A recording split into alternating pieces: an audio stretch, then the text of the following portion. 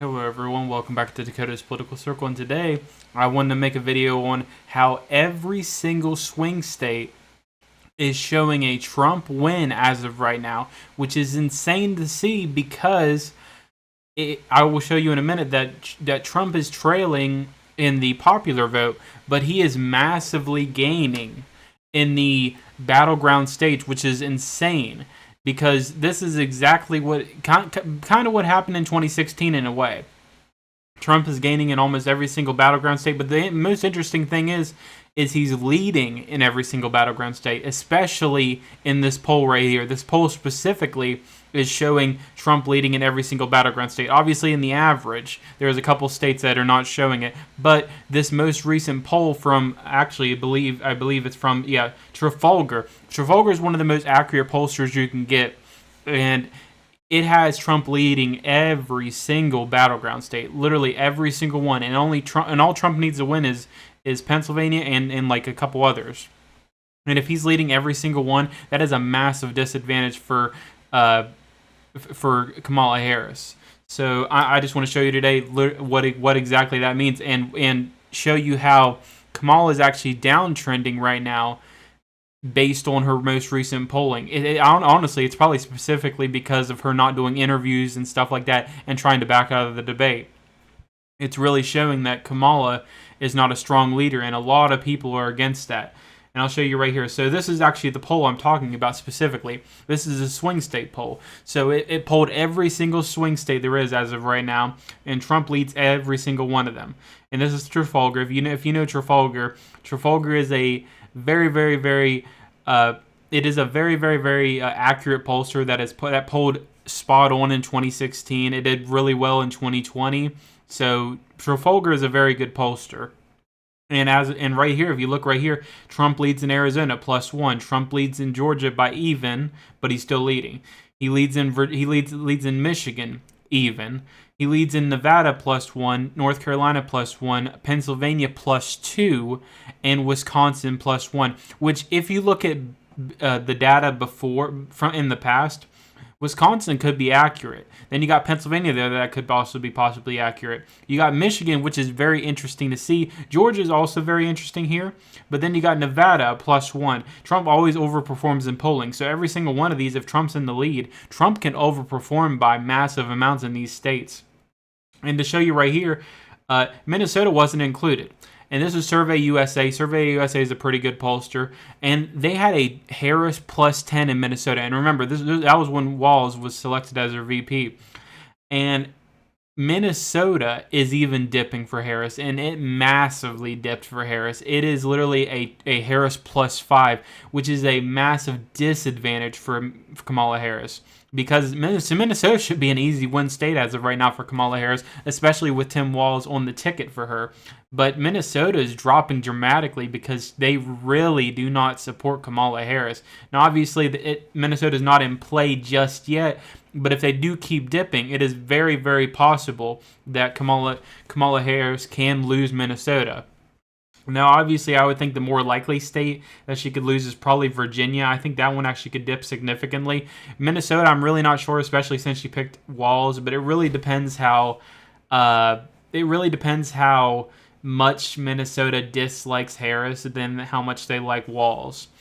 And then right here to show you this as well. So everyone's talking about how Kamala Harris is doing. I wouldn't say she's doing badly in polling, but she is dipping significantly now in polling, in the general election polling. She's still leading in the average, which is very interesting to see, but she is dipping significantly. This is an active vote poll. They're not a pollster, but I would say they're decently accurate. But they had a Harris +5 in their last one, and now they have a Harris +2. So Harris is significantly dipping in her polling as of right now. I honestly believe it's because she is trying to back out of the debate, and also she's really showing she's not a good leader because she will not talk to any one of the reporters that are near her because she knows she'll mess up if she does. So I can exactly see why so many people are starting to not like her because of that specifically. And to show you right here, so this is the actual average as of right now. And ABC News put out like a kind of a stupid poll recently, which is kind of annoying. It's kind of like when people from honestly, I would say Bloomberg's worse and Quinnipiac's worse, but ABC News put like a +4 Harris poll out, and honestly, they're very favorable to her, and it's very annoying. Like if I show you right here, +2 in the past, and I think that's not the ABC one. I don't know if the ABC one is on here. It could be. Maybe.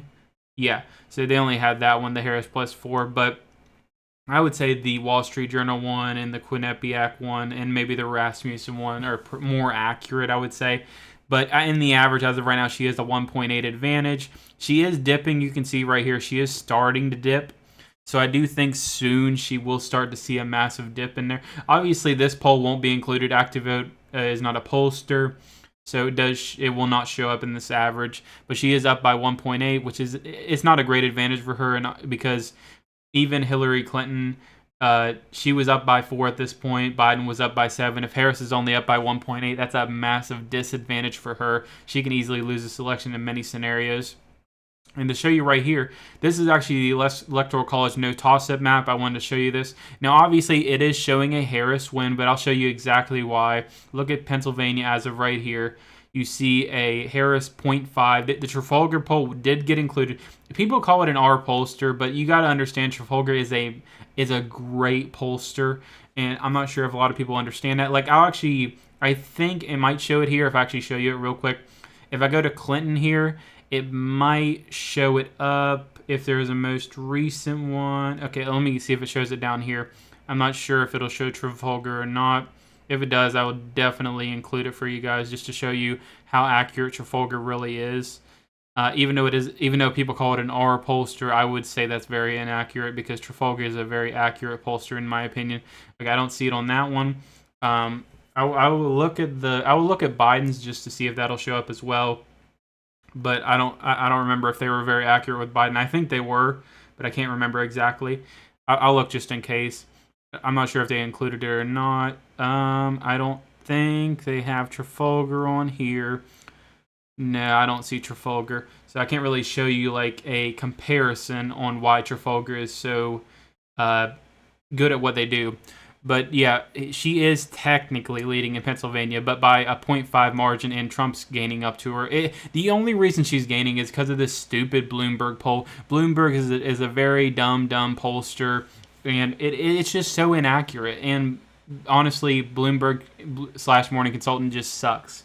It is not a good pollster whatsoever, and that's why I hate that that's in this average. It's probably a Trump +1, Trump +2 as of right now in the average, but because of them taking it out, it just makes it more annoying. But either way, it says it's a Harris advantage, but I would disagree with that statement. And then you got Virginia. I want to show Virginia real quick. So it is showing a Harris +4, but she is starting to dip in Virginia. A lot of polls have actually came out saying she's only up by 3. And I think she could honestly bring Virginia into a toss-up state, especially with what she's been doing lately. So I think it's possible for her to keep dipping in Virginia. Trump has a lot of room to grow in Virginia, I got to be honest. I think it's like a very sneaky state. Just like how in 2020 Biden won like Georgia and Arizona. I think the bigger advantage was Arizona winning. So Virginia would be like Trump's Arizona, I guess you could say. Like it's like a surprise if he won. And then there's Michigan here. Harris is up by 1.1, and that Trafalgar poll obviously showed a tie, but it did favor Trump, so that is also starting to help Trump out immediately. This could even be closer if that stupid Bloomberg poll wasn't in here. And then there's Wisconsin. Wisconsin is very interesting. Obviously, Wisconsin is probably the most interesting state in my opinion, but most recent polls have shown Trump ahead. Obviously, Harris is leading right now, but by a very minimum margin because of this dumb Bloomberg poll that had a Harris +8, which is so inaccurate. And it says a margin of error before. I'd say a margin of error of 7, 8 because of how inaccurate that pollster is. But to show right here, like just to show you what I mean by Wisconsin, Clinton underperformed by over 6 points in Wisconsin in 2016, and then in 2020, Biden underperformed by around 6. So Wisconsin severely underpolls Trump. So if Harris is only up by 1.4, Trump's going to win Wisconsin. I got to be honest. Like there is no way that's not accurate, because in the last two elections the same exact thing happened. And also just to show Minnesota, Harris +5 as of right now. But I did show you that recent poll that was a Harris +5. So I mean that probably could be accurate, honestly. But other than that, I wanted to show you that. But I also wanted to show you this map. So this is obviously the map I usually show out. I'm just showing like the toss-up states. I'm only including Minnesota just to make it interesting, as well as Virginia. So to show you right here, like if I went off of this pollster as of right here, so if I went off of this pollster, which has Arizona, Georgia, Michigan, Nevada, North Carolina, Pennsylvania, and Wisconsin for Trump, this is how Trump would win the election right here. So Nevada, Arizona, Georgia, you got North Carolina, you got Pennsylvania, Michigan, Wisconsin, and then you got Minnesota, Virginia going to Harris. Trump will win 312 to 226. And then you got to remember, Virginia is a very sneaky state as of right now, and if Trump keeps getting momentum like nationally, and Harris keeps going down, you could see Trump maybe sneak away with Virginia. Honestly, this is a very possible scenario. Not a lot of people think of it. Trump is gaining by a lot as of right now in battleground states, and if Harris keeps messing up, and when she does go to the debate, when it does happen, because she's going to have to, if she doesn't, then it's just going to tank her numbers even more. When she does that debate with Trump, I think it's really going to tank her numbers. I think she could get Minnesota like very, very close. You could see New Hampshire get to 2016 numbers. Like if I show you right here, let me show you New Hampshire. So this is New Hampshire. It's a Harris +5. But look at this. In 2016, a Clinton 0.3. Trump was so close to winning New Hampshire in 2016 because of how unpopular Hillary Clinton was. So it is possible you could see Trump win New Hampshire. You could see him try to sneak away with Minnesota, but I don't think it's going to happen. I think Minnesota stays with Harris. But you could see him sneak away with New Hampshire, which would be this map right here would be the biggest win for Trump in my opinion. But based off of that poll, obviously this is what the scenario looks like. But I do think Trump has a lot of momentum to see this happening. This could actually happen. I don't see him winning Minnesota. Minnesota is a very hard state to win, especially with who Harris picked on the ticket. But I do think it's a high possibility that this scenario right here, 329 to 209, could actually happen if Trump gains momentum enough. I could see him sneaking away with Virginia, just like how Joe Biden did with Arizona. And then you can see him possibly sneaking away with New Hampshire if he overperforms in New Hampshire. It really depends, in my opinion. And I could say maybe, I don't know, it's a very iffy statement, but he could possibly come away with Nebraska second. It could be 330, but Nebraska second's a very odd it's a very odd one to put into place because it's probably in a Harris lead right now, but at the same time, it could go to Trump. Like, it's a very iffy one, but it would be 330 to 208, but I'm just going to put that for Harris because I'm really not sure about Nebraska second. But based on that poll, you could really see this scenario happening because of how much Trump is gaining in so many of these states. But yeah, I just wanted to show you that today, guys. I just wanted to show you that today because obviously this poll did come out and Trump is leading in every single battleground state, and it is very, very possible that you could see Trump win every single one of the states I just mentioned because of his momentum as of right now. Now, it really depends because Election Day is I wouldn't say it's really far away now because Election Day is starting to come up soon.